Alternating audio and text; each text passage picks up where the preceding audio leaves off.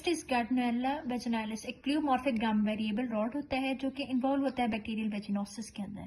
अब याद रहे इसके अंदर वेजाइनल डिस्चार्ज होता है वो ग्रे कलर का होता है, साथ ही साथ इसके अंदर फिशी स्मेल होती है, फिशी ओडोर होती है। नॉन पेनफुल वेजिनाइटिस होता है जो कि सेक्सुअल एक्टिविटी की वजह से होने के चांसेस ज्यादा होते हैं, लेकिन ये सेक्सुअली ट्रांसमिटेड डिजीज नहीं होती।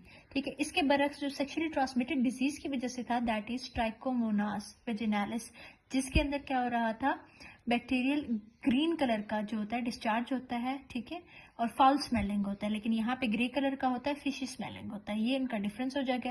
बैक्टीरियल वेजिनोसिस होता है, रीजन ये होती है कि वजाइना के अंदर एनारोबिक बैक्टीरिया की ओवर ग्रोथ हो जाती है, लैक्टोबैसिलस कम हो जाता है। करेक्टरिस्टिक फाइंडिंग इसके अंदर क्लू सेल्स होते हैं। वजाइनल क्लू सेल्स होते क्या है बेसिकली, इसमें क्लू सेल्स के अंदर वजाइनल एपिथेलियम होती है, एपिथेलियल सेल्स होते हैं जो कि कवर्ड होते हैं विद गार्डनेरिया।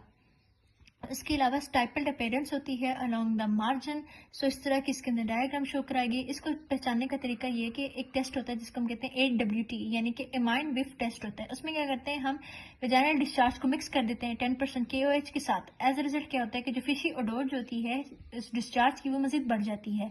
लेकिन याद रखना है कि जो वेजाइनल pH जो होती है वो ग्रेटर देन 4.5 होती है ड्यूरिंग द इन्फेक्शन।